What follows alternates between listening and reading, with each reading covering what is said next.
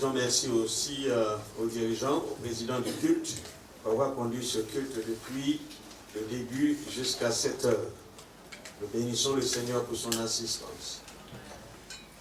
Nous avons commencé une série d'études dont le thème est servir.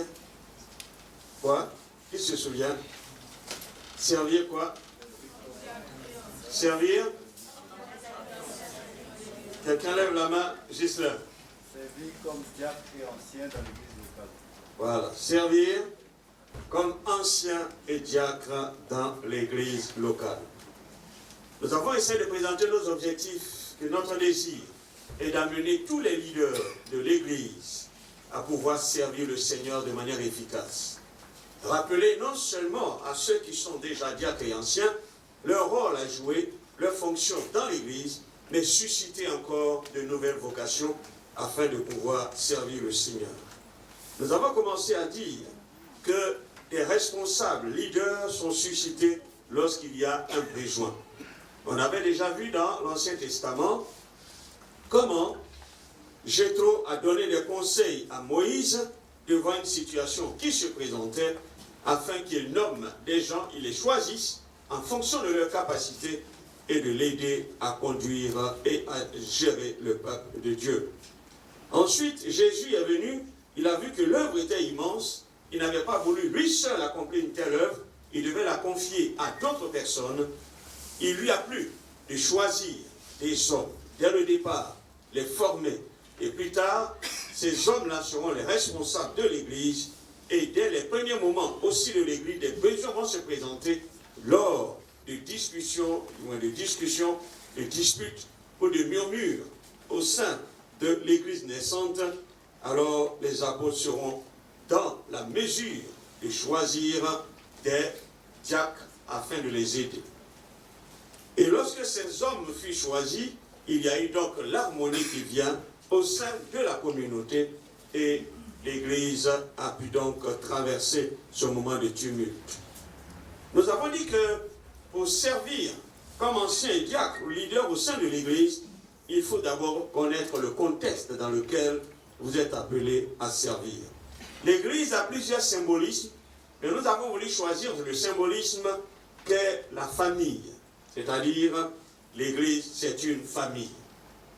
Lorsque Dieu, par Paul, envoie les Tites et les Timothées à aller à organiser l'Église, les conseils qu'il leur donnera, il les amènera à ce qu'ils se considèrent comme des aînés, comme des pères, comme aussi des frères, dans l'Église où ils se sont vis-à-vis de l'auditoire devant lequel ils se trouvent, ou bien la relation qu'ils auront à cultiver avec les différents membres de l'Église. Ainsi donc, si on sait que c'est dans un tel contexte que nous sommes amenés à servir l'Église étant une famille, alors notre comportement doit aussi accompagner. Il faut connaître aussi le sens de ce qu'est servir Dieu. Parce que si on ne sait pas ce que c'est que servir, alors nous sommes en mesure de passer à côté. Il s'agit donc de se mettre à la disposition du Seigneur, s'engager dans son œuvre. Il s'agit de servir l'Évangile. Comme le Seigneur dira, allez par tout le monde prêcher la bonne nouvelle. Mais aussi dans Romains 1, verset 9, l'apôtre Paul dit qu'il sert. Il sert le Seigneur, mais en annonçant l'évangile du Fils de Dieu. Servir Dieu, c'est servir l'Église. C'est aussi servir les frères et les sœurs. Et nous avons donc amené chacun à comprendre que servir, ce n'est pas être dans une position d'autorité, mais au contraire, se disposer à aider les autres à s'abaisser et à venir au contact des autres. Et c'est dans tout cela que nous avons été amenés à analyser le fait que être choisi, du moins être établi comme ancien et diacre, commence d'abord par un appel, où l'apôtre Paul dit que celui qui aspire à une charge. Nous avons analysé le mot aspiration et nous avons déduit que c'est une conviction qui venait de l'intérieur pour être manifestée et dont nous sommes attirés vers quelque chose. Et nous avons dit que c'est donc une vocation. C'est quelqu'un qui soupire, qui aspire à la chose. Nous avons donc essayé de mettre en évidence toutes ces choses pour comprendre que leaders, c'est-à-dire anciens diacres, pasteurs, sont amenés à travailler au sein de la communauté afin de pouvoir conduire le peuple de Dieu. Et c'est en ce sens que nous avons vu le ministère des anciens. Je ne reviendrai pas sur tout ce que nous avons dit sur le ministère des anciens, mais ce matin, nous verrons le ministère des diacres. Le ministère des diacres. Je vous invite à faire quelques lectures avec moi. 1 Timothée, le chapitre 3. Nous commençons à lire à partir du verset 1er. Et ensuite, nous lirons Tite, chapitre 1, à partir du verset 5.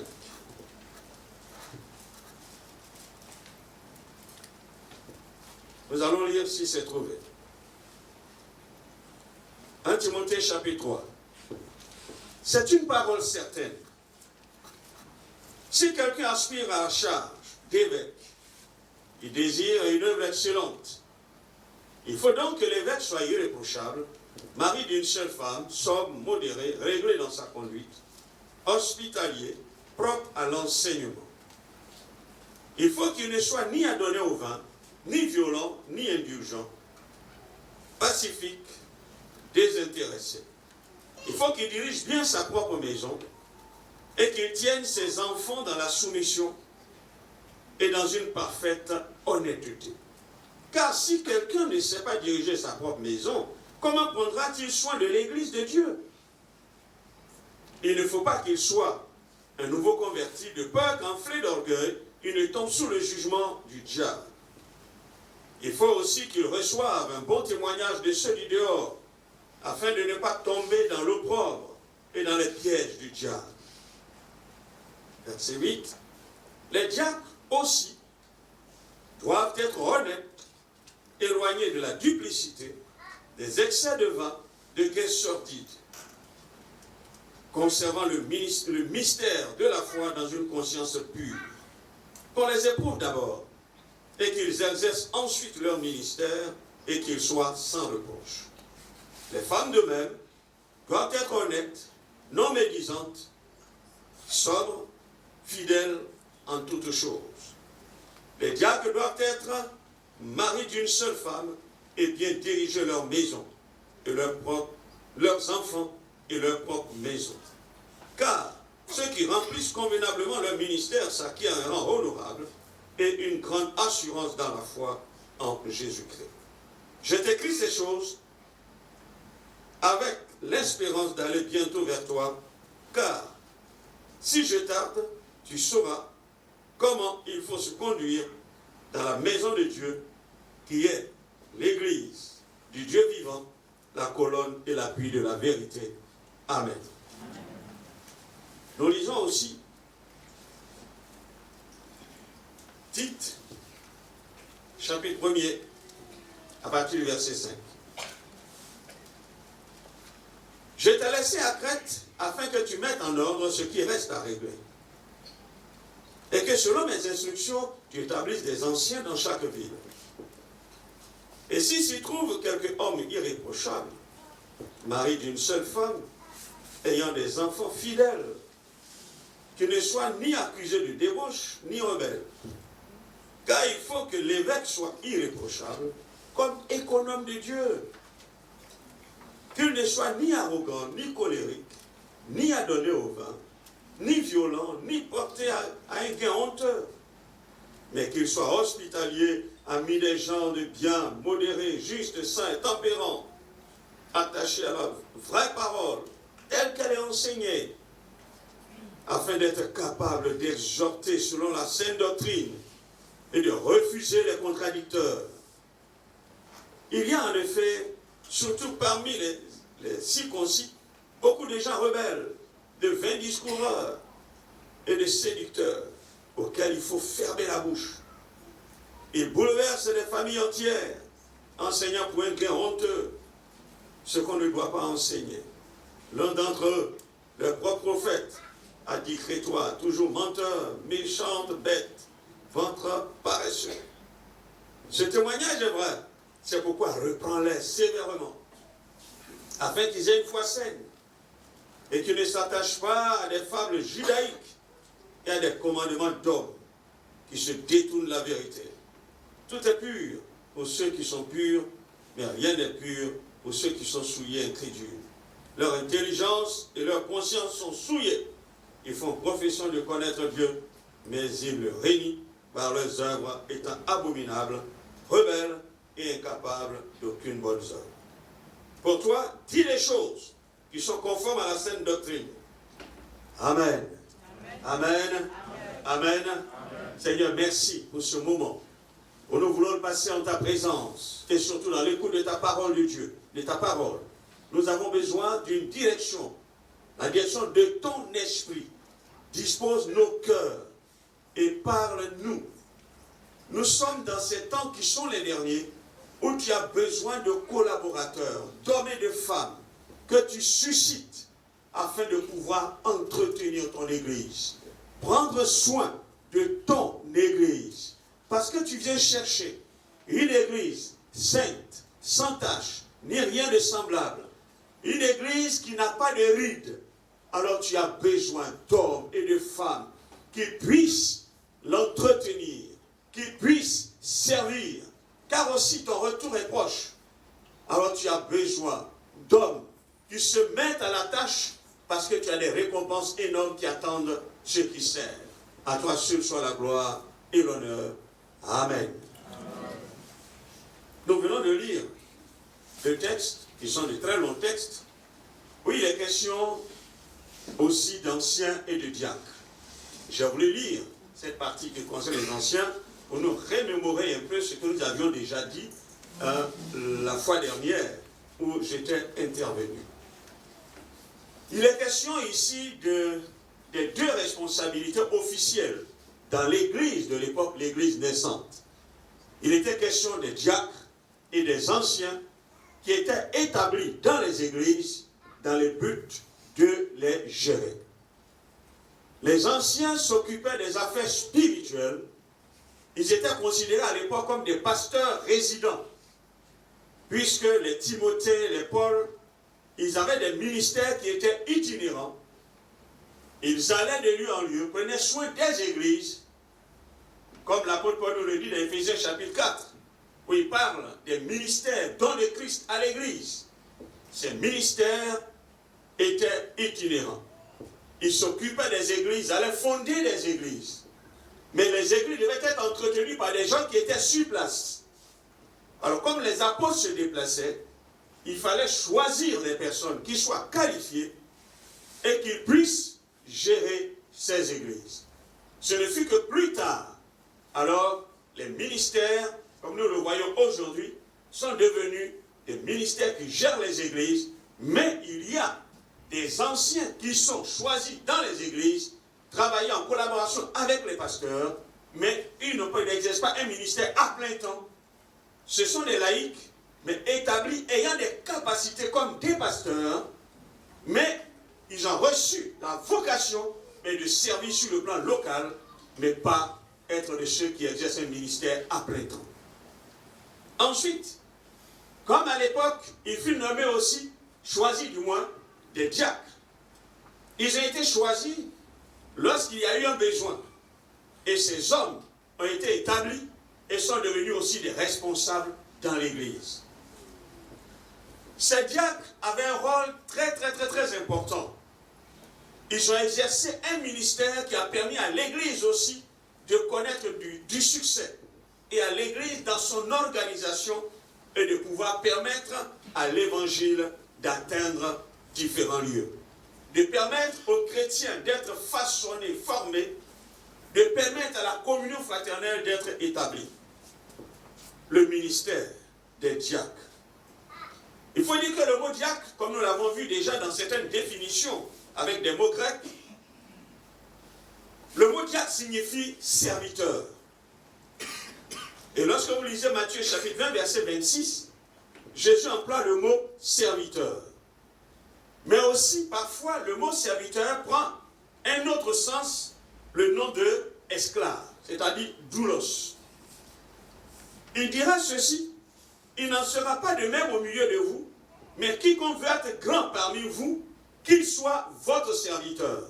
C'est-à-dire, dans le royaume de Dieu, celui qui veut être grand, il doit être le serviteur.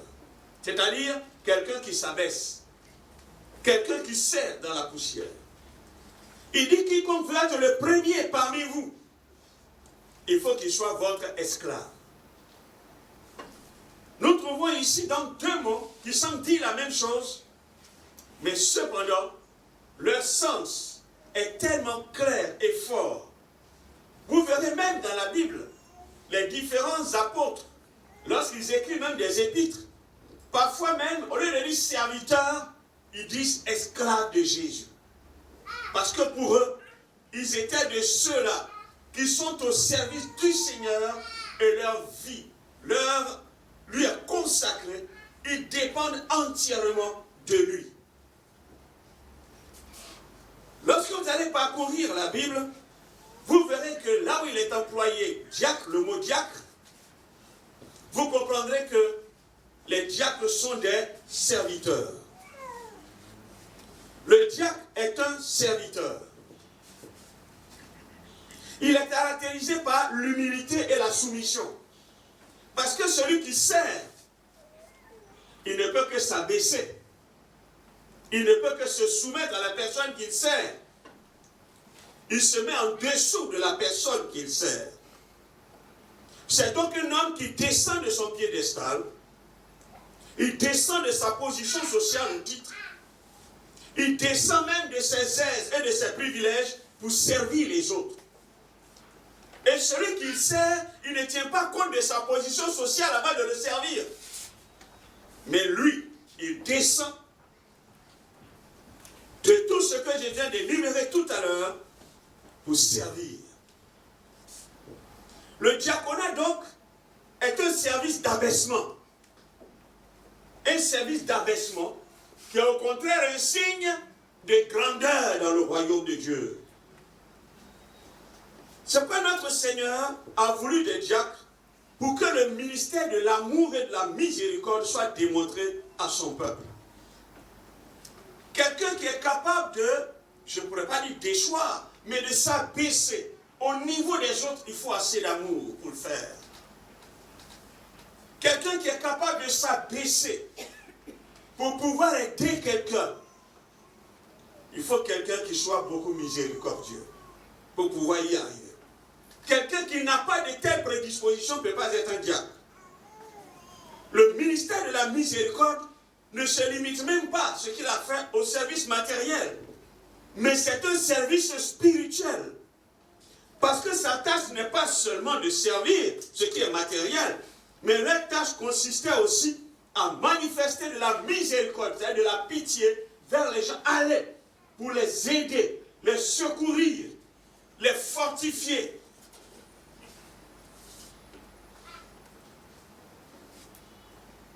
Le terme diacre n'implique donc pas une quelconque autorité. C'est-à-dire le diacre, ce n'est pas quelqu'un qui est, je pourrais dire, ok, il est fier. Mais non, ce n'est pas l'autorité. Mais c'est quelqu'un qui vit dans l'abaissement, un ministère d'abaissement. Faisons un peu d'histoire en parlant de l'origine du diaconat. Il faut dire que les diacres ont été donnés dès les débuts de l'Église. Il faut dire que l'Église venait de connaître un véritable succès, ou être rempli de l'Esprit de Dieu dans Actes chapitre 2. Les disciples se sont mis à parler en langue. Des multitudes de personnes vont commencer alors à se convertir. La croissance va être vraiment prodigieuse. Vous verrez déjà que dans Actes chapitre 4, verset 35, des gens vont commencer à vendre leurs biens parce qu'il fallait prendre soin de toutes ces personnes qui sont venues. Il y avait des pauvres, il y avait des orphelins, il y avait des gens qui avaient des difficultés. Il fallait pouvoir aux besoins de tout ce monde. C'est pourquoi les gens vendaient leurs biens, amenaient l'argent pour s'occuper des uns et des autres. Mais cependant, la Bible nous dit que le nombre de ceux qui croyaient augmentait. Il y avait l'action de l'Esprit de Dieu, au point où les gens seront même dépassés. Les apôtres sont dépassés. Une croissance phénoménale. Cela donc va les obliger à fonctionner au maximum même de leur capacité.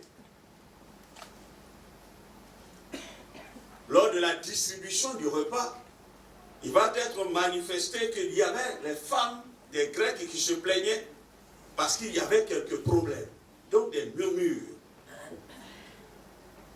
Que fallait-il faire?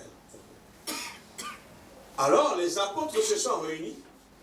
Pierre prend la parole et va dire qu'il faut que ceux qui ont reçu le ministère d'apôtre, ils se consacrent à la parole de Dieu, à la prière, et que d'autres personnes soient choisies afin de s'occuper de ce qui est matériel, à servir aux tables, afin qu'il y ait l'équilibre et l'harmonie qui reviennent au sein de la communauté. Et c'est ce qui fut fait.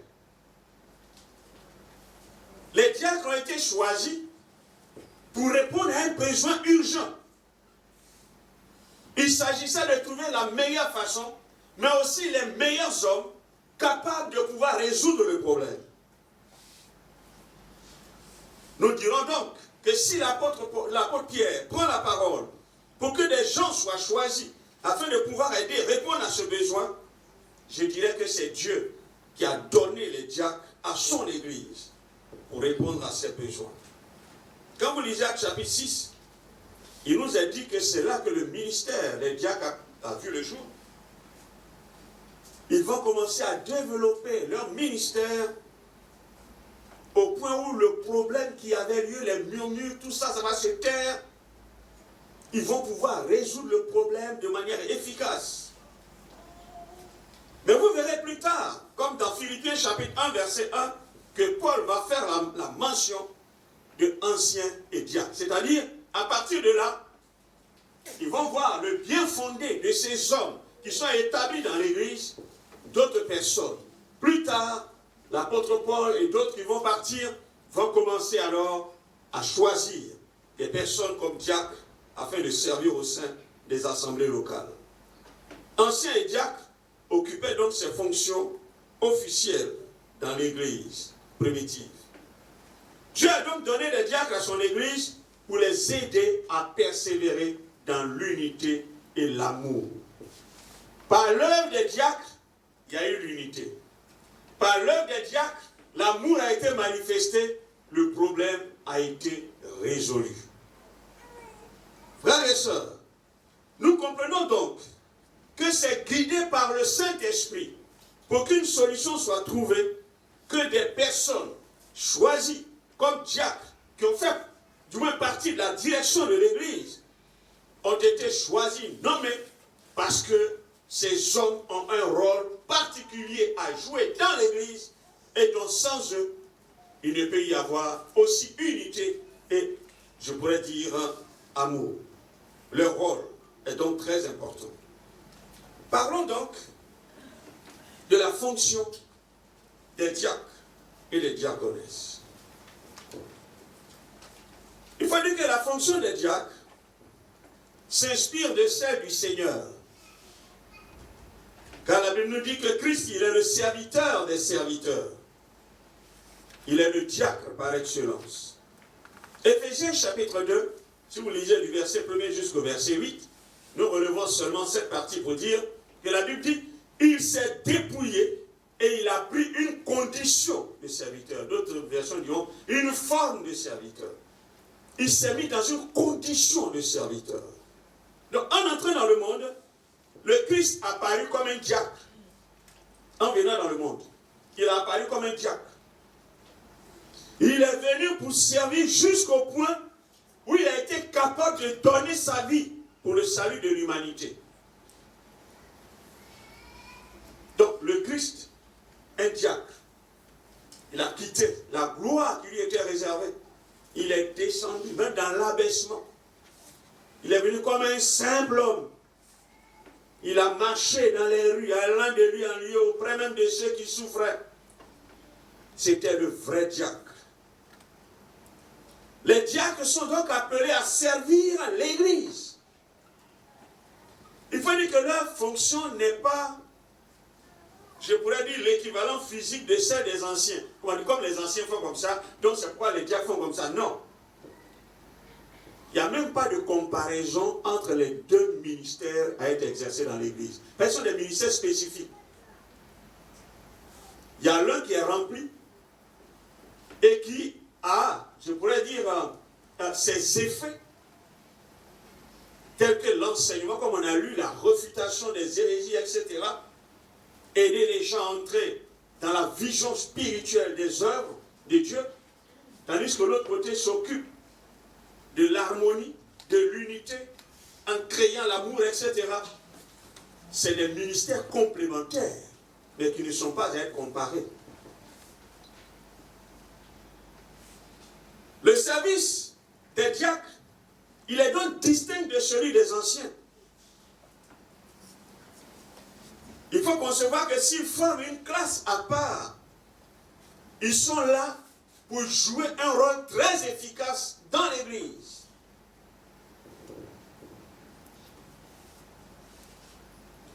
Il y a une chose que nous voulons dire, c'est que dans leur fonction, on n'est pas diacre et puis après on devient ancien. Non, ça n'a jamais été cela. On peut se tromper, peut-être, il y a des gens qui peuvent se tromper dès le départ, dans le choix d'un diacre. Se tromper pour dire, bon, mais c'est un diacre, et puis après on va découvrir que c'est ceci, pour dire que, bon, on le rétablit, on va l'établir ancien, mais on n'est pas ancien, du moins, diacre au passé ancien. Non.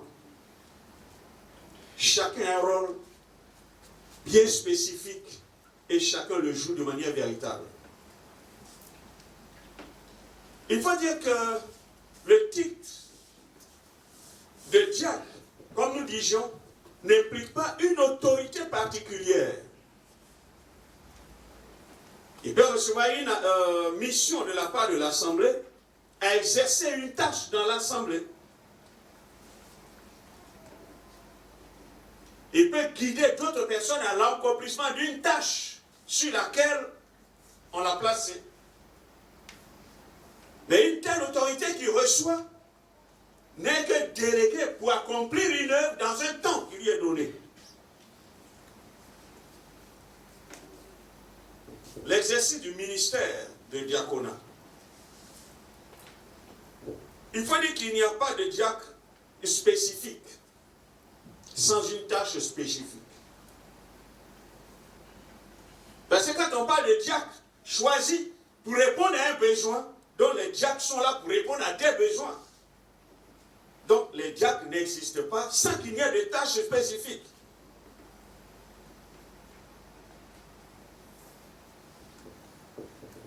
Il faut dire qu'un diacre peut être chargé d'une tâche aussi petite jusqu'à une tâche aussi grande, mais ce qui est sûr, c'est qu'un diacre répond à un besoin.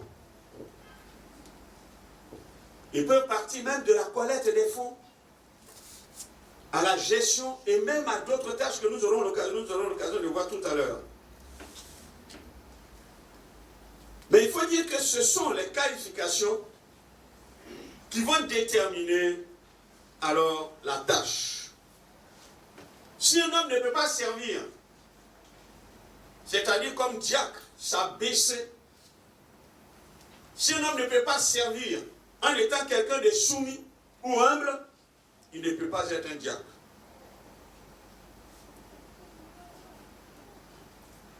Voyons quelques tâches spécifiques. Prenons premièrement prêcher la parole. Il faut dire que le ministère ou le service de la parole revient aux anciens, aux prédicateurs, qui peuvent s'y consacrer grâce au travail des diacres, comme on le voit dans le livre des Actes. Mais cela ne signifie pas que les diacres ne peuvent pas enseigner. Quand vous lisez Actes chapitre 6, verset 14, verset 8 au verset 14, Acte 8, verset 5 au verset 8, vous voyez les Étienne, qui étaient des diacres, des Philippe, qui étaient des diacres, mais qui prêchaient la parole de Dieu. Donc ils ont la connaissance de la parole de Dieu. Nous verrons dans leur qualification, vous allez voir que c'est des gens qui sont pétris de la parole de Dieu.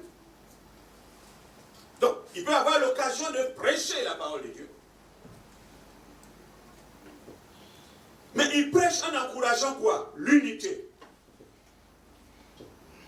Leur objectif, c'est d'amener l'Église à l'unité. Amener l'Église à la pratique de l'amour fraternel. Ils veillent donc au progrès de l'œuvre de Dieu dans cette conception de l'amour fraternel. C'est ça le diacre. S'ils ont à exhorter, alors ils essaient de démontrer et d'entraîner le peuple à exercer la miséricorde et l'amour au sein du peuple de Dieu. Les diacres, ils font la promotion de l'unité du corps de Christ sans disparité. Pour eux, tous sont des chrétiens, ils sont égaux, ils ont été sauvés, ils font partie de l'Église, alors tous doivent participer à l'unité du corps. Parlons de leur intendance. Les diacres peuvent participer à la collecte des dîmes et des offrandes ou à des dons divers faits au Seigneur au sein de l'Assemblée. Ils peuvent aussi participer à la gestion des finances qui peuvent aussi leur être confiées. Les diacres aussi peuvent être chargés de la surveillance des biens matériaux de l'Église. Matériel de l'Église. C'est-à-dire quoi? Les diacres peuvent faire partie du comité de surveillance de tout le matériel de l'Église. C'est-à-dire tout matériel de l'Église, on peut dire, est sous le contrôle des diacres. C'est pas un matériel gâté, ou bien des choses qui ne sont pas entretenues. Ce sont des choses de l'Église, dont le diacre a le droit de veiller sur tout ce qui est matériel de l'Église. Vous pouvez lire Néhémie 13, versets 12 à 13. Il veille à la bonne utilisation d'un matériel qui a été utilisé qui a été acheté pour l'Église. Son utilisation, ça sert à quoi? Il faudrait que ce qui est fait ou acheté corresponde aux besoins ou soit utilisé à bon escient. Ça, c'est aussi le travail des diacres. Ils ont le don de secourir, de soutenir et d'aider. 1 Corinthiens 12, verset 28. Secourir les gens qui sont dans le besoin. Soutenir les gens qui souffrent, etc. Et même leur apporter leur aide. Parlons de la distribution. Ils sont aussi chargés de la distribution. C'est-à-dire quoi? Ils veillent sur les aides à apporter aux nécessiteux, selon les besoins. Les diacres prennent soin des pauvres et des orphelins de l'Église, etc. Les gens nécessiteux dans l'Église, les diacres, ils sont là, ils savent qui est nécessiteux, quelles sont les personnes dans le besoin, parce que ce sont des gens qui ont relation avec le peuple, ils connaissent le peuple. Ils apportent aussi leur expertise à toute organisation de manifestation dans l'Église, parce que le diacre a un souci que tout soit fait avec bienséance et que tout se passe bien. Donc, quand il y a une organisation, vous voyez, le diacre, parce que c'est l'Église du Seigneur, qu'est-ce qui doit se faire? Il faut que ça se passe bien.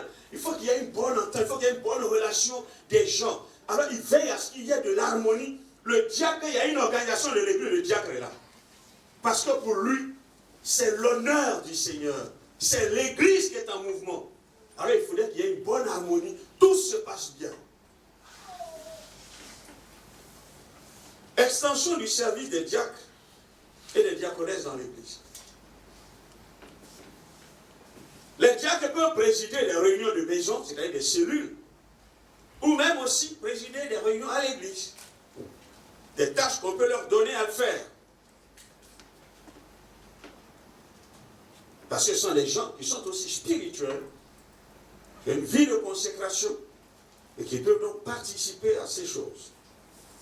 Les diacres peuvent faire l'accueil des réunions ou des rassemblements de l'Église, comme lors des accueils. Parce qu'il faut qu'il y ait bienséance, il faut qu'il y ait de l'ordre. Tout se passe bien. Ça, le diacre, il est pénétré par ça. Et il y veille. Faire même la garderie dans l'Église. C'est-à-dire des moniteurs, monitrices, des diaconesses, des diacres peut-être moniteurs, monitrices. Parce que pour eux, ce sont ces enfants qui vont passer à l'Église, mais il faut qu'ils aient des bases déjà d'unité, d'amour, Et donc, il veille à y travailler dans ce sens-là. Les diacres ont la tâche de s'assurer que dans l'Église, personne ne souffre de maladie, de solitude, de pauvreté, sans être réconforté, visité et assisté. Le diacre veille à cela. Sans qu'il y ait quelqu'un qui souffre de maladie, qui souffre de solitude, de pauvreté, sans que la personne ne soit réconfortée, visitée et assistée. Le diacre, c'est un homme de contact. Donc pour lui, quand il voit ça, ça le dévore. Les diacres doivent s'assurer que les personnes seules ou du troisième âge, malades ou pauvres, reçoivent le confort qu'ils doivent avoir en Jésus. Exhorter même aux visites, exhorter ceci, etc. Encourager les membres de l'Église à prendre soin de ceux qui ont des besoins particuliers. Et cela par son exemple à lui. Encourage les gens, mais lui-même il en donne l'exemple.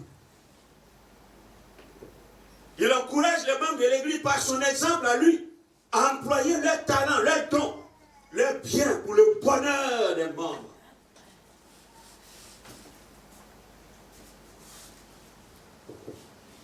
Les diacres se chargent du suivi des jeunes dans l'Église, les entraînant dans différentes tâches, en leur étant un modèle. C'est-à-dire, on dit par exemple, on va aller consulter sur le diacre lui-même, il est devant, il mobilise les jeunes pour qu'ils l'accompagnent, pour qu'ils suivent son exemple dans le travail, parce qu'il pense à la relève. Donc il encourage les gens. Oh, jeunes gens, venez, lui-même il est là et puis il entraîne tout le monde.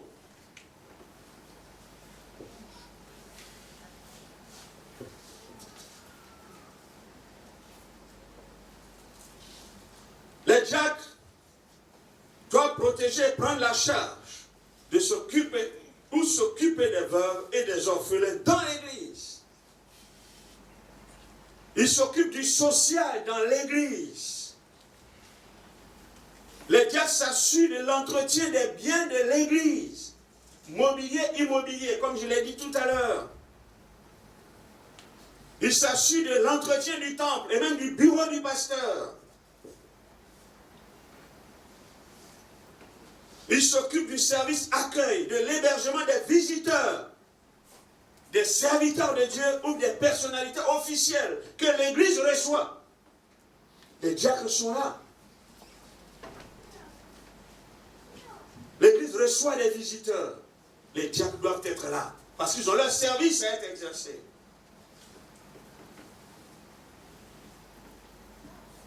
Les diacres doivent se charger de savoir si le pasteur remplit les conditions de son ministère, c'est-à-dire s'il a tout l'essentiel, soit qu'il est en bonne santé ou qu'il a tout ce qu'il a pour pouvoir exercer son ministère au sein de l'assemblée où il a été envoyé.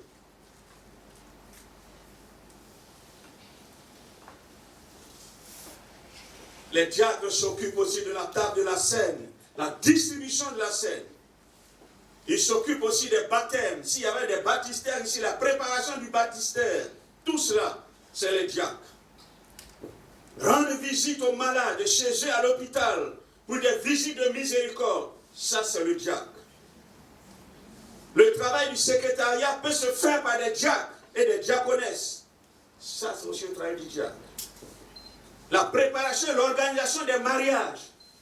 Tout ça, comme on a vu un peu, toute organisation, le diacre a besoin d'être là pour s'assurer.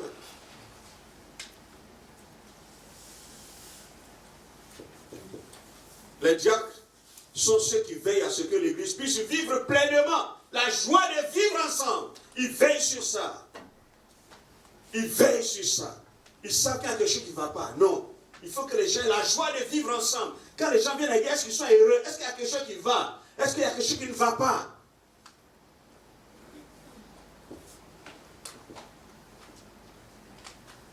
Il veille à ce que la communion fraternelle, avec tout ce que cela implique, continue d'être exercée. Il veille sur la communion fraternelle. Parce qu'eux-mêmes, ils sont une courroie. Les diacres sont ceux qui s'assurent que personne n'est oublié, négligé dans l'église. Ou qu'encore personne n'est abattu, accablé, au point où la personne a perdu la joie du salut. Ou des personnes sont esclaves, ou des personnes qu'on ne voit plus, et on ne sait pas quel est le problème.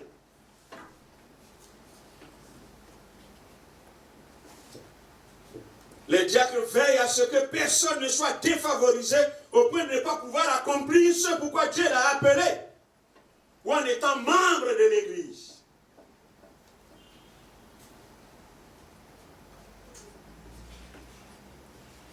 Donc vous comprenez que le travail du diacre, ce n'est pas seulement le service, mais va au-delà.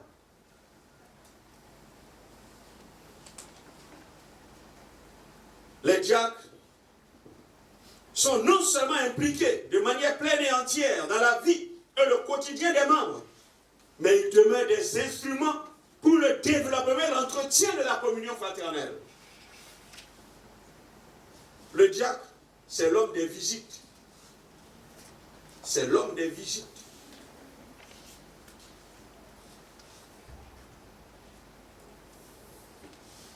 Et leurs épouses parfois jouent un rôle primordial à leur côté. Parce qu'une femme de diacre qui n'a pas épousé le ministère de son mari, qu'elle voit son mari s'occuper de telles choses, c'est difficile. Mais si elle a épousé le ministère de son mari, elle est capable de l'accompagner. Ce sont les deux qui s'engagent ensemble de tout cœur. Leur foyer est un foyer ouvert.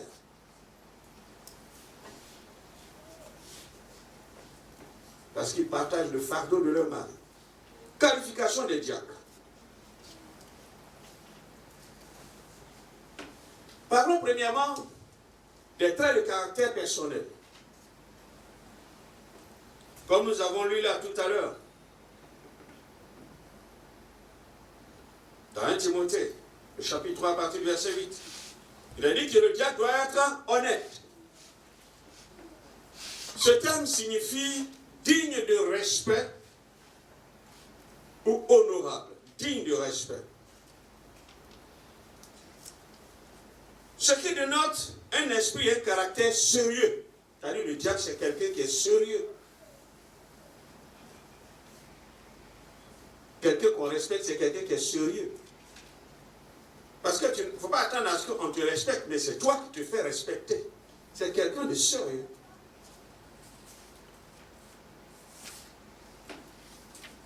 Le service qu'il va accomplir, il l'accomplit au nom de l'Assemblée. Et s'il accomplit au nom de l'Assemblée, c'est un service qui n'est pas pris à la légère. C'est quoi, il est honnête. Il sait qui il représente, l'Église, mais aussi le Seigneur. Il ne prend pas son travail à la légère. Lui-même, sa personnalité ne la prend pas à la légère. Chaque diacre, donc, doit être un homme droit. Quelqu'un qui est respectable, honorable, c'est quelqu'un de droit, intègre devant Dieu et devant les hommes. De sorte qu'il soit digne de respect, d'honneur, d'admiration, d'amour et d'affection parmi le peuple de Dieu. C'était des qualités qui étaient requises pour que les hommes soient choisis. Dans Actes chapitre 6, verset 3. Quelqu'un va venir imposer de l'ordre si lui-même il n'est pas respectable. On va là-bas, on sait que lui-même se comporte bien. On va là-bas, quitte là-bas, tu as fait quoi ici? Attends, lui-même il n'est même pas la chose. Ah, il faut te faire respecter. C'est parce que tu es respectable qu'on te respecte. Tu es sérieux, intègre, droit. Tout en dont les manières, la conduite, les pensées ou l'attitude ne sont pas honorables, dignes de respect et d'admiration, il ne possède pas ces qualités requises. Il ne peut pas donc être diacre. Un homme qui exerce l'office de diacre et dont la vie et la réputation sont entachées par le péché, il ne peut pas être diacre. Il doit être relevé. Deuxièmement, il a dit qu'il doit être éloigné de la duplicité. Le mot grec pour duplicité, dilogos, signifie double langue. Quelqu'un qui a double langue. Il parle ici, il tourne là, il dit autre chose. Donc lui seul, il a deux langues, deux paroles. C'est une personne qui a deux discours différents. Il parle ici bien devant quelqu'un qui est en face de quelqu'un qui tourne le dos. Il s'en va quelqu'un de oh mais c'est un faux type, c'est comme ça. Toi tu ne peux pas aider dans la communion fraternelle. Tu ne peux pas être utile. Tu ne peux pas être diacre. Le terme fait référence à quelqu'un d'hypocrite qui a deux visages. Il sourit devant quelqu'un ici, et puis quelque chose là-bas, il tourne le visage next, son visage devient chose. Non, pas quelqu'un qui a deux visages. Ou quelqu'un qui parle dans le dos des autres. C'est pas possible. On est éloigné de la duplicité. Les personnes qui répandent des propos contradictoires, des ragots, ne doivent pas être choisies comme diacres. Ceux qui parlent trop, racontent des choses. Quelqu'un lui dit quelque chose là, ils en parlent ici, tu ne peux pas être diacre. Quelqu'un qui peut aider à la communion fraternelle, aider à l'unité, il va tout gâter, tout détruire. Quelqu'un qui est diacre, c'est lui, on va toujours appeler, on va régler le problème, on va dire non, c'est lui qui a dit. Lui, non, tu ne peux pas être diacre. Chaque diacre doit dire la vérité de façon conséquente. Il doit être un homme qui tient parole. La vérité, il faut la dire pour établir l'équilibre ou l'harmonie. Si tu as dit une parole, tu tiens ta parole. Si tu penses que tu ne peux pas faire la peine de donner ta parole. Et quand tu as dit, respecte ta parole. On va faire ça. Puis je vais te faire ça. Et puis après, on fait comme si on a oublié. Non. La duplicité de la parole, délibérément trompeuse, disqualifie un homme de l'office de diacre. Dit quelque chose pour tromper les gens. Non, il ne peut pas être diacre. Il est important que la parole d'un diacre soit digne de confiance, vraie, sans tromperie. Car il s'occupe de l'argent, même parfois de l'église. Quelqu'un qui est déjà qui est double visage. Vous trompez que s'il gère quelque chose là, il n'est pas digne de confiance. Un diacre qui n'a pas cette aptitude, il peut facilement voler. Une tâche qu'on peut lui confier, il va voler. Oui. Éloigné de l'excès de vin. Vous savez pourquoi ici il est dit cela? À l'époque, quand vous voyez les Éphèses ou bien les Crêtes, c'était des endroits où les gens buvaient beaucoup. On envoie des gens là-bas pour pouvoir nommer des diacres et des anciens. Il faut donc mettre les points sur les i. Lorsque l'expression dit éloigné de l'excès de vin, en fait, le vin ne doit pas être son principal sujet d'intérêt et d'attention.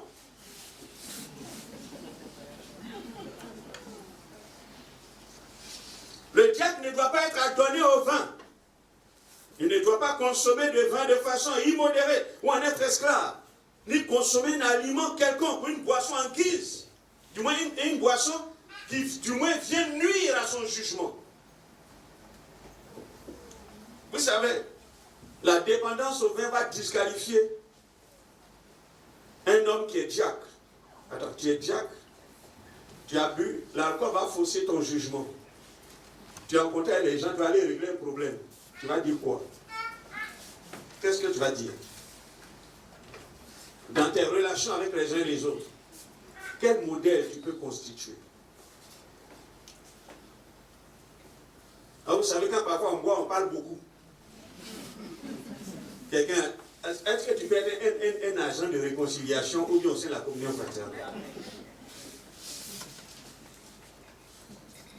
Un diacre dont le jugement est faussé parce qu'il est sous l'effet d'une boisson enivrante, il ne peut pas non plus exercer son office de diacre. Non seulement l'alcool ne devait pas convenir à un officier de l'église comme un diacre, mais en plus, on sait que les excès mènent parfois à des conséquences pires. Un diacre est sous l'effet de l'alcool, et puis quelqu'un est dans un besoin, une sœur, il va aller là-bas, Oh, vous savez, les gens qui sont pas sous l'effet de l'alcool ne tardent pas parfois à faire des violences. Ah bon, tel frère, il y a ceci, il y a une chute. Parce que parfois, quand on est sous l'effet de l'alcool, il y a parfois même des agressions et tout ça. Il y a certaines attitudes, certains comportements, lorsqu'on a bu, parfois, tend à apparaître. C'est pourquoi aucun croyant, encore moins un diacre, ne devrait s'enivrer. Le peuple de Dieu devrait plutôt, sinon, le diacre devrait plutôt être rempli du Saint-Esprit, d'autant plus que les diacres. Quand vous voyez, par exemple, les Étienne, les filles, on dit c'est des gens pleins de foi, et puis on dit pleins du Saint-Esprit, qui sont plus remplis de l'Esprit de Dieu qu'être remplis d'alcool. Le diacre, c'est quelqu'un éloigné des gains sordides ou honteux. Ce que je voulais dire un peu là, peut-être avant de passer à cette étape. Vous savez, quand tu accèdes à une position de responsabilité, parfois, il y a des choses que tu peux faire. Mais à cause de la responsabilité et de ce que tu dois aider d'autres, il y a des sacrifices parfois que tu fais sur toi. Pour que l'œuvre de Dieu puisse aller de l'avant. Ou bien pour que les autres puissent vivre. Il y a des sacrifices qu'on fait. Tu vois, l'apôtre Paul dit, en citant cette expression, tout est permis, mais est-ce que tout est utile? Si ce n'est pas utile, pourquoi alors dois-je le faire? Si mon rôle que je dois faire, je sais que je suis un instrument dans les mains de Dieu pour aider d'autres, et que ça peut nuire, alors pourquoi ne pas m'en préserver? Bref. Éloigné d'un gain sordide ou honteux. Les diacres doivent être exempts de vil profit, obtenus en tirant profit de leur fonction en vue d'un avantage personnel. C'est-à-dire quoi? Un diacre, parce que je le suis, il va rendre service à quelqu'un, et puis parfois, bon, l'argent. Non. Le service du diacre n'est pas fait pour obtenir de l'argent ou obtenir un avantage quelconque. Il ne tire pas un avantage du ministère ou de sa fonction qu'il exerce auprès des membres.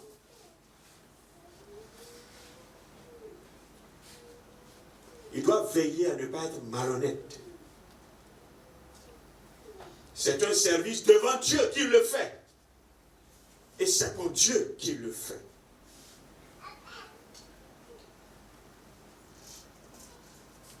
Quand on voit par exemple dans Jean chapitre 12, verset 4 à 6, l'histoire de Judas Iscariote.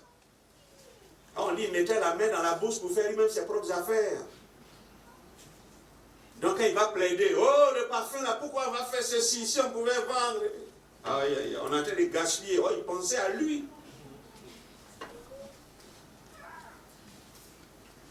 Quelqu'un qui est éloigné de gains sordides ou de gains honteux, nous voyons que cette qualité est interdite au diacre d'acquérir de l'argent ou du bien matériel dans un mauvais but ou de façon malhonnête. Un homme ne devait pas devenir diacre si dans le but, du moins diacre dans le but d'avoir de l'argent ou quelque autre avantage matériel. Et s'il a été habitué lui-même dans son travail à faire ça, ce n'est pas en allant auprès de quelqu'un qui ne va pas le faire. Je me souviens, j'étais dans une église et puis on avait voulu organiser une manifestation où on nous a dit que MTN aide dans le social et si vous faites des demandes, etc. On écrit donc une lettre et puis on va déposer à MTN. Ok, on nous appelle, on nous dit bon, au niveau des évangéliques, il y a un monsieur qui s'appelle comme ça, voyez-le, et puis vous allez entrer en contact avec lui pour qu'on puisse prendre en compte votre demande. Ok, on prend contact avec ce monsieur, il est ancien dans une église. Ancien dans une église. On prend contact avec le monsieur, et puis on lui fait savoir notre débit qui s'élevait à 1 800 000 et quelques. Il dit non, que ce n'est pas ça. Travailler le défi pour que ce soit au moins 15 millions, 17 millions. On lui a dit non. Tout ce que nous devons faire là, ça se chiffre à 1,8 million. Voici, il y a des pages, on a tout rénuméré, tout et tout et tout. Il dit non. Changez. Parce qu'il faut que moi aussi je mange dedans. Ceux qui sont là-bas, là, ceux qui sont là-bas qui vont faire chose, eux aussi doivent manger dedans. J'ai dit, mais attends. Moi, je vais écrire ce que nous n'aurons pas besoin. Ma conscience quand même me dérange un peu. Bon, d'accord. Comme toi tu fais d'habitude, si tu peux faire, il faut faire. Et puis on va aller déposer. Mais dit, bon d'accord, je te reviens. On est resté dans ça. 3 à 4 jours après, il me répond, il dit, mais non, c'est toi qui es le pasteur, il faut faire. C'est parce que je suis le pasteur que ma conscience me gronde que je ne peux pas faire. On n'a plus poursuivi cette affaire. Parce que je ne me voyais pas entrer dans quelque chose de faux. Sous le prétexte de l'œuvre de Dieu. Non. Frères et sœurs, pourtant c'est un ancien d'église. Et c'est lui qui pousse même son pasteur pour dire on n'a qu'à faire. Et lui veut manger dedans aussi. Frères et sœurs, quelqu'un qui est comme ça, mais à l'église, il fait comment? Qu'est-ce qu'il fait? Ça veut dire qu'il y a des choses même qu'il fait. C'est pas bien. Le diacre est un homme qui cherche, il ne cherche pas d'abord le pouvoir. Le diacre, quand il sait, il ne cherche pas le pouvoir. Il ne cherche pas le contrôle, il ne cherche pas l'autorité, il ne cherche même pas l'honneur, il ne cherche pas le prestige, il ne cherche même pas le respect, il ne cherche pas les flatteries. Oh frère, c'est bien, sœur, c'est bien, non, c'est toi qui es la meilleure. Et puis bon, là, il est encouragé. Non, ce n'est pas ce qu'il cherche. Ce qu'il cherche, c'est la gloire de Dieu. Il cherche l'édification de l'église.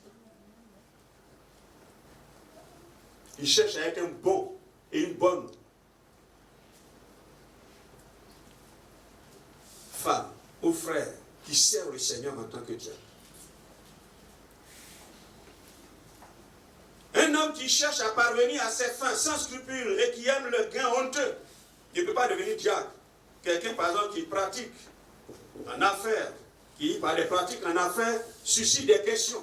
Quelqu'un qui gagne l'argent, on pose des questions, il ne sait pas quand il faut répondre. Ou on ne sait pas où il trouve son argent, il ne peut pas être diacre. Quelqu'un qui est engagé dans les jeux d'argent, non, c'est pas bon.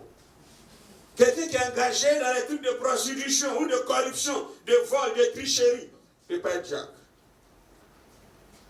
Toutes les procédures honteuses pour un chrétien dans lequel une telle personne se trouve, il ne peut pas être diacre. Parlons de la vie spirituelle du diacre. Le verset 9. Il dit que le diacre conserve, du moins, concernant le mystère de la foi, il conserve le mystère de la foi dans une conscience pure. Une conscience pure. La vie spirituelle du diacre ici doit être caractérisée par 2 éléments. La conservation du mystère de la foi. Un mystère, c'est une vérité d'abord inconnue et qui va être révélée plus tard. Or, il est question ici du mystère de la foi.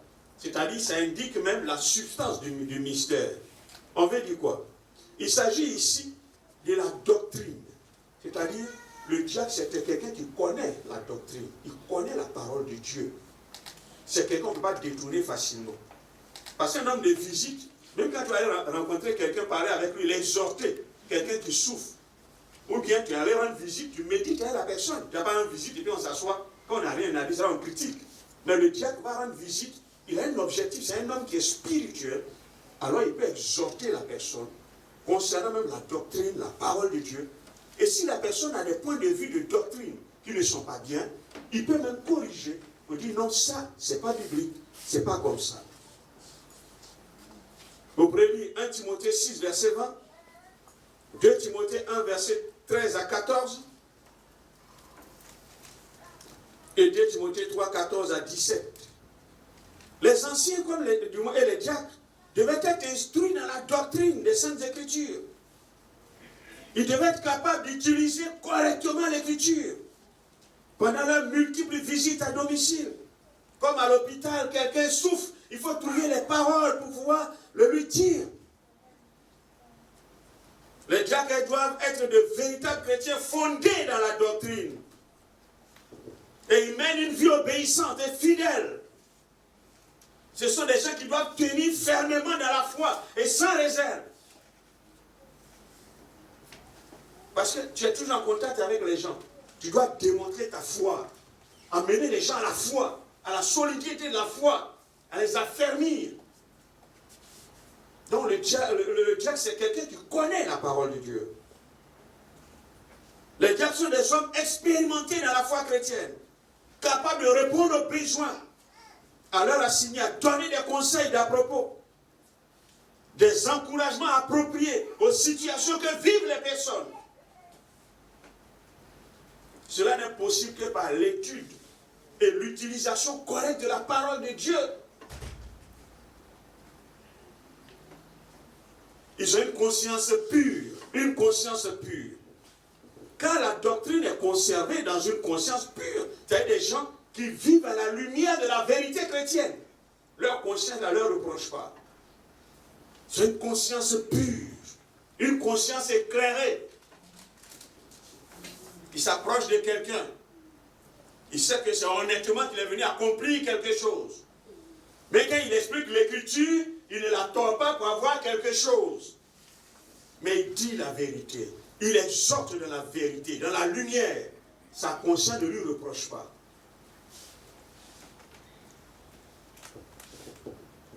Parlons de l'expérience chrétienne du diacre, le verset 10. Il dit qu'on les éprouve d'abord et qu'ils exercent ensuite. Qu'on les éprouve d'abord. Il est question ici donc de la maturité spirituelle du diacre. Et cette maturité doit être une évidence pour toute l'assemblée. Il faut que ce soit quelqu'un de mûr. Si c'est un enfant, il va aller voir quelqu'un, on dit ici, il raconte ici, il sera un destructeur. Quelqu'un qui n'est pas mûr, vous lui confiez une tâche de diacre, c'est un destructeur. Vous avez mis de la dynamite dans ses mains. Le diacre doit avoir fait ses preuves dans l'assemblée. C'est pourquoi quand l'apôtre Pierre disait, choisissez au milieu de vous. Parce que, attends, c'est au milieu de nous, on se connaît, on sait qui est qui. Donc, pour choisir quelqu'un, on sait qui est qui avant de le choisir. Quelqu'un qui a fait ses expériences. Et on sait qu'il peut être utile. Il a donné ses preuves aux yeux de tous. Une personne mature. Parlons de la qualité morale et la vie de famille du diacre.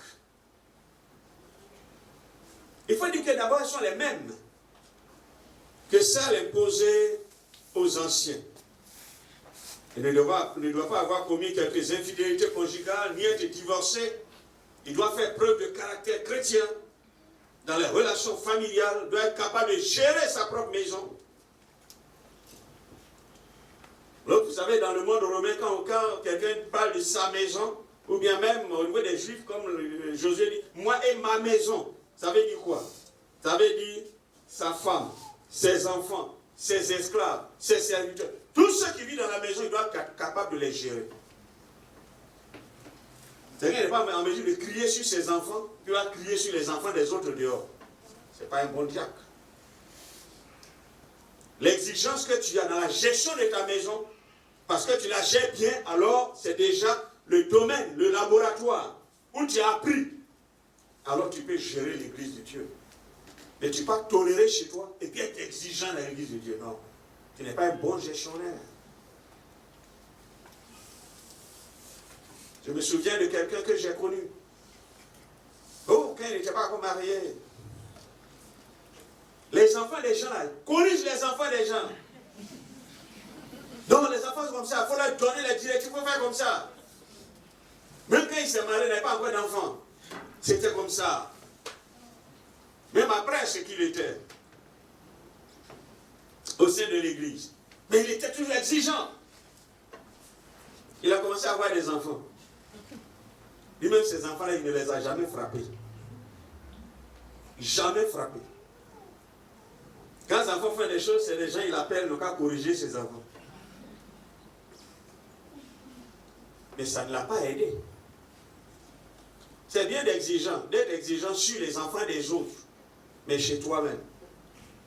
Mais il en souffre aujourd'hui terriblement. Il en souffre terriblement. La capacité dirigé une église se voit dans la capacité à diriger, à tenir sa maison.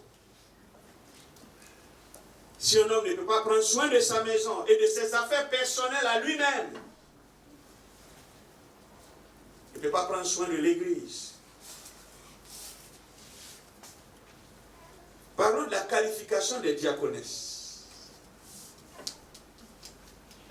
Non seulement elle inclut ce qui précède, mais aussi il y a des mentions spécifiques.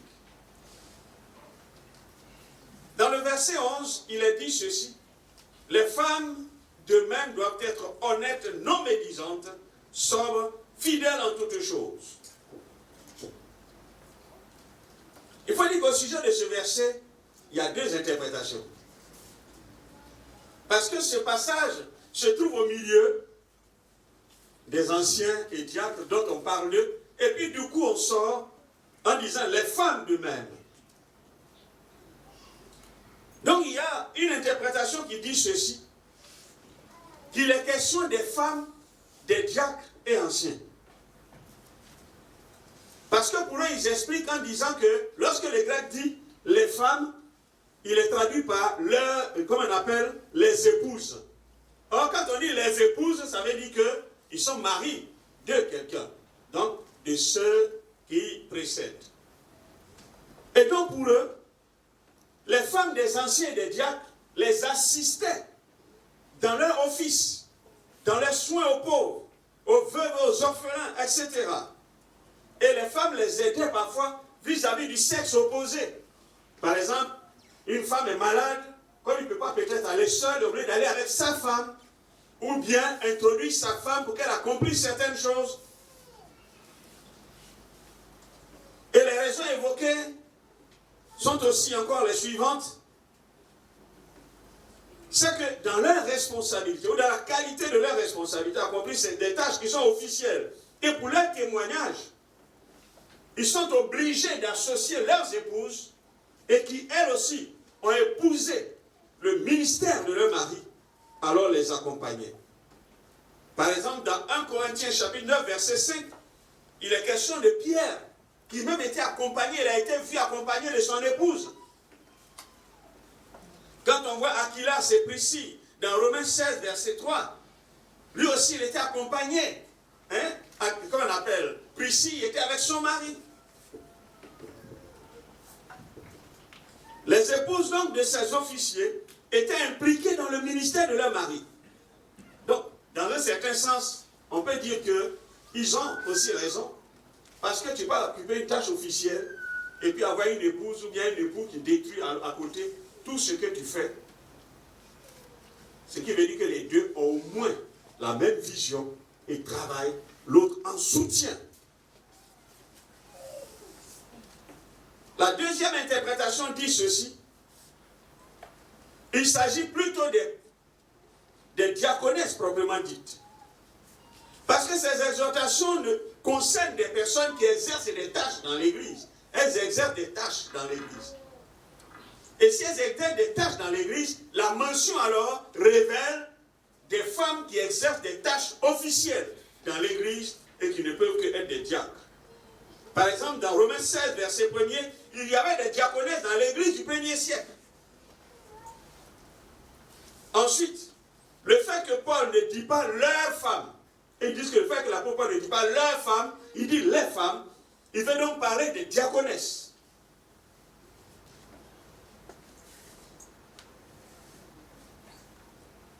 Il y a donc une possibilité pour les femmes de servir dans l'Église en tant que diaconesses et de remplir cette fonction.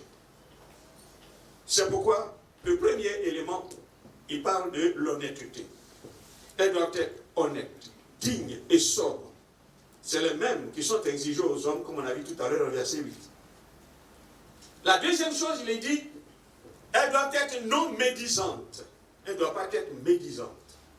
La médisance révèle habituellement les fautes des autres avec l'intention de les ridiculiser.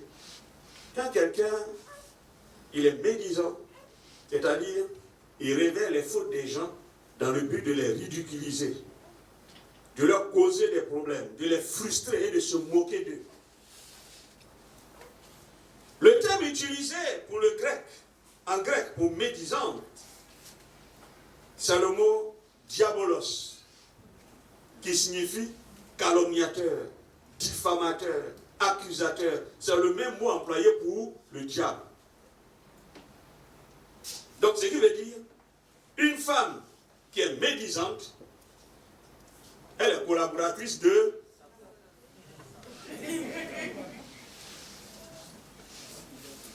La médisance divise.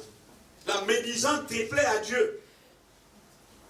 Nous devons savoir que nous tous, nous ne sommes pas justes. Nous n'avons été couverts que par le sang de Jésus, lavé, purifié, et nous avons été sauvés. Nul n'est juste. C'est pourquoi l'apôtre Paul, en rappelant cela, en disant à la diaconesse, il faut ôter cela. Ne fais pas le travail du diable au sein de l'assemblée. Parce qu'une femme qui est médisante dans une assemblée, est sérieux. Non. Vous savez, les femmes ont beaucoup l'occasion de parler beaucoup. Pourquoi? Parce que les femmes, elles aiment les détails. Les détails. Comment elle est habillée? Non, c'est pas trop bien. Sa coiffure. Les femmes aiment beaucoup les détails, de relever certaines choses. Or, parfois, ce n'est pas tout qu'on a besoin de relever. Tous ces détails, parfois. Mais on relève ces détails, c'est dans quel but? C'est pour atteindre quel objectif? Donc, c'est pourquoi il dit, ce n'est même pas la peine. Ne jouez pas le rôle de Satan au sein de l'assemblée. Ne soyez pas un accusateur, ou bien une accusatrice. Troisièmement, non adonné au vin. Ce qui veut dire, ça j'ai expliqué un peu le contexte. Un contexte où l'alcool trône partout, mais on peut trouver des femmes qui se tapent. Elles sont tapées. Alors donc, il faut qu'on mette les choses claires, en ordre. Il dit, le vin, qui était une boisson commune à l'époque. Une femme de Dieu qui s'adonne au vin. Une femme qui n'a pas le contrôle de soi. C'est une femme qui parlait avant. Et puis ensuite, elle a mis ça dessus. Alors là,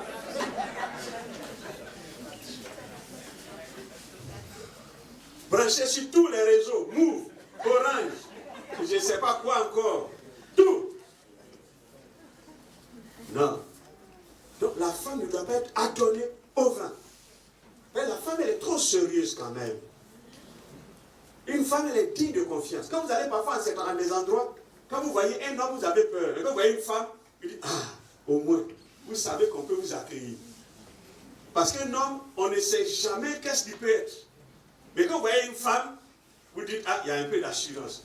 Mais si vous voyez une femme et puis elle est tapée, et vous voyez, vous allez commencer à être plus inquiet. Vous voyez? Alors donc, il serait bien que ces femmes-là, qui sont des diaconesses, au sein de l'assemblée, donnent plus d'assurance. Pour une véritable cohésion. Parce qu'elles peuvent jouer le rôle de mères. En assistant les uns et les autres. Le cœur de mère, comme vous avez vu les Déborah, elle dit comme une mère, je me suis levé. Il faut des gens parfois qui sentent. Les hommes parfois raisonnent. On va raisonner. Oh, celle-là, elle n'est pas malade. Elle n'est pas malade, elle est en train de faire semblant. Oh, la femme, elle peut sentir. Chérie, c'est vrai, elle est malade. Elle souffre. Il faut qu'on intervienne. La femme, il y a des choses qu'elle ressent, qu'elle ne peut pas expliquer. Et c'est là qu'elle rentre en jeu dans la communion fraternelle pour être un lien d'amour aussi, d'unité. C'est pourquoi il ne faudrait pas qu'elle soit adonnée au vin. La quatrième chose, fidèle en toutes choses. Il faut que la diaconesse soit digne de confiance, pleine de fidélité dans ses tâches ecclésiastiques, même petites et grandes, qui lui sont confiées, même en dehors de l'église. Elle doit être fidèle à son mari, fidèle à sa famille, fidèle à l'église de Jésus. Parce qu'une femme qu'on a, même dans le monde, parfois, ils ont confiance aux femmes. Même dans la gestion de l'argent, on est dans plein de domaines. Vous voyez, parfois on met les femmes, on dit non, la femme c'est comme ça, elle ne peut pas voler, elle ne peut pas faire ceci, elle ne peut pas faire telle chose. Parce que les gens ont plus confiance à la femme. Donc il faudrait qu'au sein de l'Église, cela en soit même peut-être plus que cela. Digne de confiance, fidèle en toutes choses, petit comme grand, elle doit démontrer sa fidélité. Cinquièmement, elle doit avoir l'extérieur qui convient à la sainteté. L'extérieur, dans le grec, signifie l'apparence, c'est-à-dire son apparence. C'est-à-dire une diaconesse doit tenir en compte son apparence extérieure. C'est-à-dire quoi? Sa manière de s'habiller. Sa manière de traiter même son corps, son apparence extérieure. Sa manière de se comporter. Que ce soit dans l'église ou au dehors. Elle ne doit pas être même sujet de commérage. C'est-à-dire, tu dis que tu es chaud, toi, et puis c'est de toi on parle. Ah, regarde comment elle est, regarde ceci. Non, non, non. Elle, parce qu'elle doit se faire tout à tous pour être acceptée de tous. Quand je dois veiller sur son apparence extérieure, je peux m'habiller plus que celui-même qui me rend visite. Quand il me voit, il ne vient pas me donner place parce que son fauteuil même là, c'est ça. C'est un peu comme ça. Nous apprenons ça aussi dans l'équipe pastorale. Tu es un pasteur et puis tu vas dans un village. Tu es habillé en veste, cravate, tout, ciré. Le monsieur, même quand parfois il te voit, même son gobelet là, c'est vrai que le pas il s'en va après, et puis il est chuché pour aller puiser, vous pouvez t'envoyer. Quand il va te voir comme ça, il ne peut même pas te proposer de l'eau. Parfois il ne peut même pas te dire, pasteur, allons chez moi, il ne peut pas te dire ça. Donc quand tu vas parfois dans des telles choses, il faut t'habiller au niveau même de la personne qui est capable de te recevoir. Moi, je peux te dire, ah pasteur, il est venu chez moi à la maison. Donc, quand tu exerces certaines choses, il ne faut pas être au-dessus même de la personne jusqu'à qu'elle te voit, elle a peur même de t'inviter. Peur même de te tendre la main parce que quand elle te regarde, façon dont tu as même te dit, te saluer même, c'est un problème. Ou bien même de t'expliquer quelque chose. Est-ce qu'elle va me comprendre? Attends, c'est des difficultés. Donc c'est pourquoi son apparence, il faut pouvoir la soigner, qu'elle soit correspondante, soit peut-être au milieu dans lequel je vis. Parfois c'est des sacrifices qu'on fait sur soi. C'est des sacrifices. Je peux avoir des choses, mais pour un contexte, dans lequel je sais que c'est Dieu qui m'a appelé. Et pour cette utilité, pour le bien de l'autre, je peux me sacrifier pour ça. Donc, quand on parle d'apparence extérieure, il y a l'habillement, la manière de se comporter. Et même ça va plus loin. Il est question même de la démarche. Quand vous analysez le mot grec, la démarche. Quelqu'un a levé la question. Aïe. Ça concerne la démarche. Je suis une femme respectueuse. J'ai fréquenté une église et puis au dehors, je marche comme une femme. Et puis on ne sait jamais. Tu sors sur un chrétien. Ça c'est que notre diaconesse qui vient là. Vous voyez? Ou bien l'apparence, quand on regarde, ah, c'est quelle chose? C'est pas notre diaconesse. De toute façon, la diaconesse, c'est pas elle. On dit non, c'est elle. Non, c'est pas elle, c'est elle. Même tous les mouvements. Ça concerne tous les mouvements. Le mot grec pour ce qu'on appelle apparence. Parce qu'il y a des mouvements que je peux faire qui portent à interprétation. Il y a des mouvements qu'on fait qu'on interprète. Vous ne savez pas? Je suis une diaconesse. Je suis peut-être dans un endroit, je cause avec quelqu'un, et puis je mets ma main sur son épaule. C'est pas le diable, pourquoi il met sa main sur l'épaule du monsieur là comme ça? On dit qu'il y a quelque chose entre les deux là. Il ne faudrait pas que mon geste prête à interprétation. Donc les mouvements que j'ai à faire, il faut que je veille là-dessus. Parce que c'est non seulement mon témoignage, mais le témoignage de l'Église et le témoignage du Seigneur. Donc l'apparence extérieure touche même aussi ces mouvements. L'expression du visage. L'expression du visage. L'expression même du langage, la manière de parler, le ton, ça touche ça aussi. Le ton qu'on utilise pour parler à quelqu'un. Et puis l'expression vient, non pas que, oh, faut quitter là-bas. Attends, quelqu'un qui vient pour m'aider, me secourir, Et c'est lui qui me parle comme ça. Non, pour toi, là, ta maladie, ah non, c'est trop. Faut laisser ça. Tout le temps, c'est toi qui souffres. Que les gens viennent toujours te voir. Hein? Vous voyez, bon, c'est des choses. Donc, il y a l'expression du langage. Il y a une certaine manière de parler pour aider la personne à sortir de là.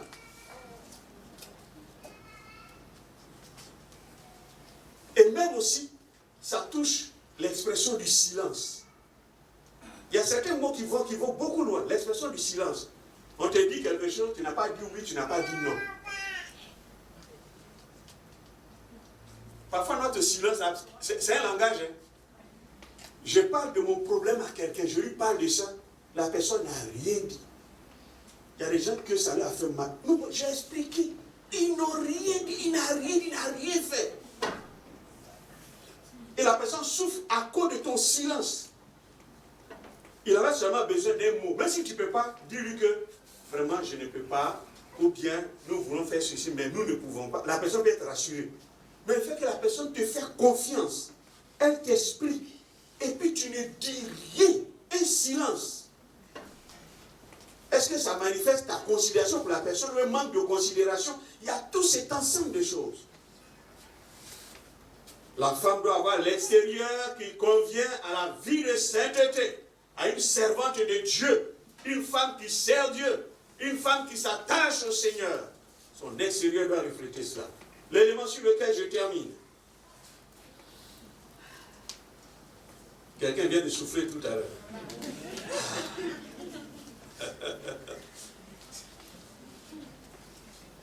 Le choix des diacres et des anciens. Il n'est pas long.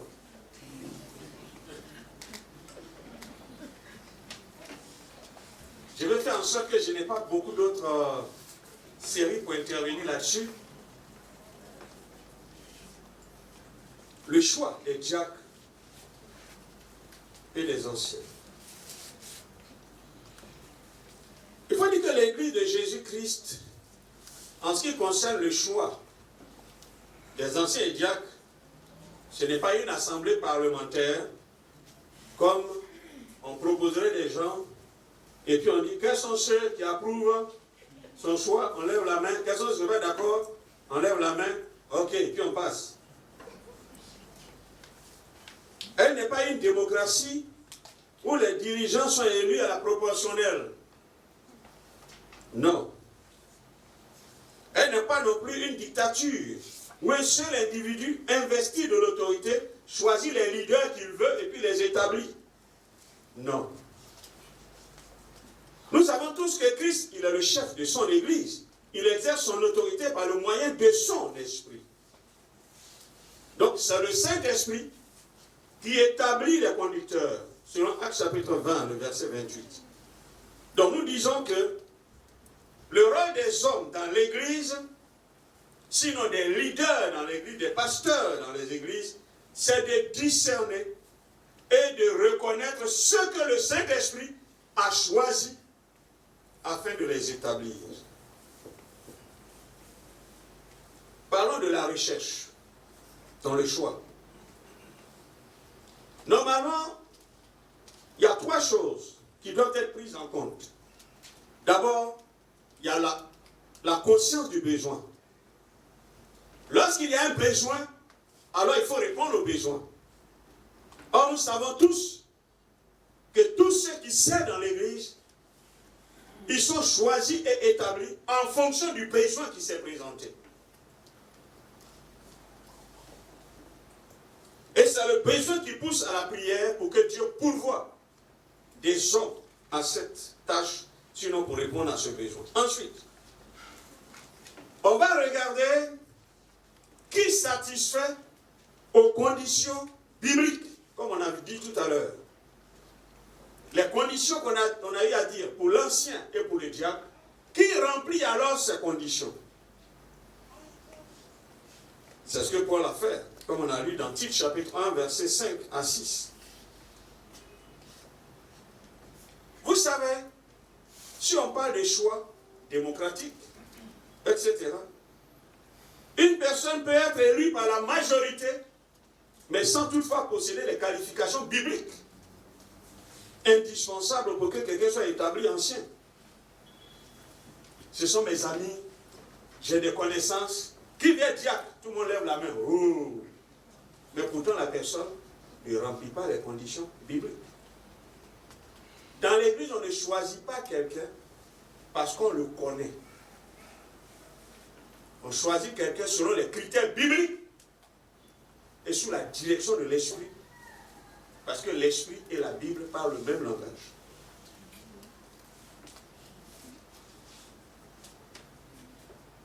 Personne n'est établi ancien ou diacre sans avoir été choisi par le Saint-Esprit.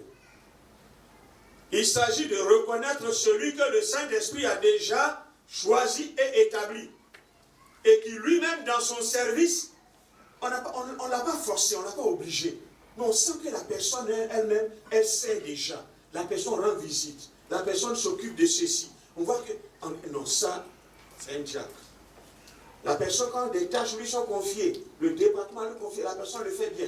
Donc ça, déjà le Saint-Esprit a déposé ce fardeau, cette conviction profonde dans son cœur et dans l'essai de son ministère, les choses se découvrent. On peut savoir si c'est un diacre, si c'est un ancien. Il ne faut pas découvrir celui ou ceux qui exercent déjà un ministère quelconque. C'est-à-dire en dehors de l'église, je veux dire. C'est en dehors de l'église, nous on ne connaît pas. On ne te voit pas là-bas. Ce qu'on connaît, parce que les diacres sont établis dans l'église. C'est pour servir l'église. Si c'est au dehors, que nous on ne voit pas, on ne peut pas. Mais à l'intérieur. Il s'agit donc de découvrir celui ou ceux qui exercent un tel ministère ou ça dans l'église. Parce que le Seigneur va donner du discernement aux uns et aux autres pour choisir quelqu'un ici. Il faut dire que de tels ministères ne sont pas nommés, mais ils sont reconnus. Il faut faire la différence. Ces ministères ne sont pas nommés. Ce n'est pas comme dans un gouvernement, on regarde et puis c'est de mon parti, je suis dans mon parti, j'ai choisi Nathan Daniel, c'est mon fils. Tu es ministre de, je ne sais pas, de l'économie et des finances. Alléluia. Comme moi, je suis chaud, donc là, tu peux garder mes fonds, je te choisis. Même s'il n'a pas la capacité, je le choisis, il est là. Hein? Ce n'est pas comme ça. Mais il s'agit de reconnaître les capacités dans la vie du frère. Ce que le Saint-Esprit a déposé. Et il en a donné des preuves. On l'a reconnu cela. Alors cette personne peut être choisie. Dans Actes chapitre 14, verset 23, il est dit que la prière et le jeûne sont mentionnés et font partie du processus de recherche. Il est dit après avoir jeûné et prié. Donc, ils se sont laissés conduire par le Saint-Esprit. On ne nous a pas dit combien de temps ils ont fait, mais on dit après avoir, donc ça a mis du temps. Dieu les a conduits à choisir des gens en accord avec l'Assemblée et ils les ont établis. Parlons de la procédure de la sélection. Le vote qui peut intervenir, s'il doit avoir un vote s'il y a, ce n'est pas au sens d'une élection, mais c'est une étape dans le processus de reconnaissance. Parce que l'Église se conforme au choix de l'Esprit. Quand tout le monde est d'accord que telle personne a donné ses preuves, tout le monde est d'accord par l'Esprit de Dieu pour dire non, ce frère, non, nous reconnaissons il sert l'Église, il sert le Seigneur, alors c'est une reconnaissance. Ensuite, qui prend l'initiative dans ce processus? Je disais tout à l'heure, comme dans l'Église primitive, ce sont les pasteurs. Les apôtres, par exemple, dans Actes des apôtres, ils ont agi ensemble. Pierre n'a pas agi seul. Les apôtres ont pris l'initiative de convoquer toute l'assemblée pour qu'ils lui proposent des diacres qu'eux-mêmes ils ont vus, qui remplissent des critères et choisis au milieu d'eux. Mais ensuite, les hommes choisis ont eu les qualifications requises. Ils étaient membres de l'assemblée locale. Ils n'étaient pas membres d'une autre assemblée, et puis il est nommé ici, ancien, et il nous paye dans 2 endroits. Non. Ils étaient de bonne réputation, un bon témoignage. des gens de qui on rend de bons témoignages. Ils étaient baptisés, remplis du Saint-Esprit. Ils étaient pleins de sagesse. Ils étaient pleins de foi. Et toute l'assemblée a fait le choix de ces hommes sous la direction de l'Esprit de Dieu. Et enfin, les apôtres ont approuvé. Ils ont prié pour eux. Parlons de la consécration par imposition des mains. Ça, c'est l'étape finale. Il faut dire que les anciens diacres sont établis par imposition des mains, selon Actes chapitre 6, verset 6. Et c'est le texte même le plus clair. Dans Actes chapitre 14, verset 23, là il est dit que les anciens sont recommandés au Seigneur. Certainement aussi par imposition des mains. Le verbe recommander veut dire confier à. Ils les ont confiés au Seigneur. Il s'agit de présenter à. Ils les ont présentés au Seigneur. Le mot recommander, c'est établir, remettre. Ils les ont établis. Ils les ont remis au Seigneur. Luc chapitre 12, versets 4 à 8. 1 Timothée chapitre 5, verset 22. Donc, recommander au Seigneur, il s'agit alors de les établir comme des responsables locaux. Il s'agit donc dans l'église locale d'officiers. Il s'agit de travailler, d'exercer leur ministère devant Dieu et devant les yeux de tous. Donc c'est pourquoi on leur impose la main. Quand vous lisez 1 Timothée 5, verset 22, il a dit n'impose les mains à personne avec précipitation et ne te rends pas complice du péché d'autrui. Toi-même, garde-toi pur. En fait, l'imposition des mains est un acte d'identification. Quand on impose les mains, ce n'est pas un transfert de pouvoir. Non. C'est un acte d'identification. Je m'identifie à la personne. Je ne lui donne pas un pouvoir, mais j'identifie son ministère. Je reconnais son ministère. Je m'identifie, je donne mon accord à son ministère. Parce que j'ai reconnu ce ministère. Donc, l'Église et les responsables qui imposent les mains, ils s'unissent avec l'Église comme dans un seul geste pour dire que nous te donnons notre accord. Nous nous reconnaissons dans ce que tu es et que tu exerces et nous te donnons libre accès d'exercer dans l'Église. Donc, lorsque des dirigeants imposent les mains devant toute une assemblée, c'est l'Église qui impose les mains à ses nouveaux responsables. En les acceptant, en acceptant leur service, en acceptant leur autorité. Et eux aussi, en se faisant imposer les mains, les nouveaux responsables, ils se reconnaissent serviteurs de Dieu, serviteurs de l'Église. Ils ne sont pas au-dessus de l'Église, ils ne sont pas au-dessus de ceux qui leur imposent les mains, mais au contraire, ce sont des gens qui ils s'identifient à travers les uns et les autres. Pour eux, ils se mettent ensemble pour que dans une collaboration, tous ensemble, comme ils forment un seul corps, le corps de Christ, alors ils se disposent à servir le Seigneur. Je voudrais terminer en disant ceci en guise de conclusion. Anciens et diacres, ce sont des hommes choisis dans le but de servir l'Église et de répondre à un besoin. Sommes-nous convaincus que l'Église a des besoins? Alors nous comprenons l'utilité des ministères d'anciens et de diacres et de tous les autres ministères, de tous ceux qui ont l'occasion de servir. Car en effet, il faut connaître l'Église pour connaître l'importance d'un ancien et d'un diacre. Un ancien aussi doit connaître l'Église, non seulement pour qu'il se connaisse lui-même sa place, mais pour servir efficacement. Un leader, c'est-à-dire diacre ou ancien, qui n'aime pas le Seigneur, ne peut pas aimer l'Église. Un leader, ancien et diacre, qui n'aime pas le Seigneur, ne peut pas paître les brebis du Seigneur. Un leader qui n'aime pas l'Église ne pourra pas servir les frères. Car pour servir les frères, il faut les aimer.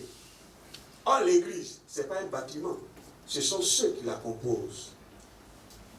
Nous sommes serviteurs de Dieu, mais serviteurs des frères. Un serviteur, c'est un homme de sacrifice. Il a des privilèges, il a des droits, il a des aises. Mais il accepte de se rabaisser. Il accepte de se soumettre, d'entrer dans des dispositions afin de pouvoir servir. En fait, servir, c'est un esprit de grandeur dans le royaume de Dieu.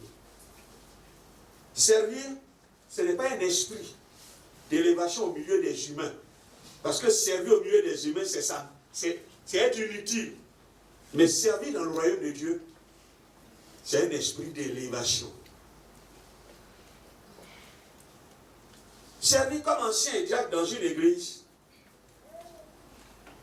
c'est savoir que Dieu a un besoin et que nous sommes ceux qui ont été choisis pour répondre.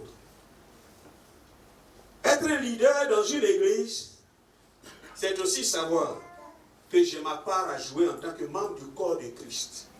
Et en tant que membre du corps de Christ, je dois assumer pleinement mon rôle pour que le corps fonctionne normalement. Et si pour moi l'église est une famille, si je suis fils, alors je dois jouer mon rôle pour répondre aux besoins. Alors si je suis un aîné dans l'église, je dois assumer mon rôle d'aîné dans l'église pour que ceux qui viennent après moi, ils puissent m'imiter et jouer leur rôle. Si je suis un père, je suis amené à engendrer. Mais en même temps que j'engendre, je dois donner la nourriture, c'est-à-dire prendre soin des autres. C'est dans ce sens que nous qui sommes élevés, c'est-à-dire au-dessus des autres, leaders, en étant responsables des départements, en étant anciens diacres ou pasteurs, nous comprenons l'importance de notre rôle en tant que leader. L'Église a besoin de nous. Ce n'est pas en vain qu'on est choisi, mais cherchons à démontrer, à traduire dans la pratique ce que nous sommes réellement. Parce que ce que le peuple attend, ce n'est pas notre titre. Ce que le peuple attend, ce n'est pas notre ancienneté. Comme des gens diraient, j'ai duré dans l'église, je ne suis pas nommé. Non. Ce que l'église attend, ce n'est pas notre nomination. Ce que l'église attend, c'est ce que nous sommes, que Dieu a déposé en nous, qui veulent recevoir. C'est ce que l'église attend de chacun de nous. Car Dieu a investi quelque chose en chacun. L'autre a besoin de moi comme moi j'ai besoin de l'autre.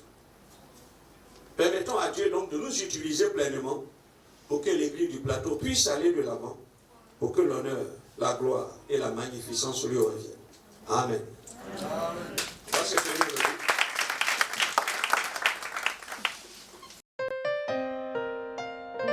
Thank you, Jesus, for everything that you've done in my life. I just want to say thank you.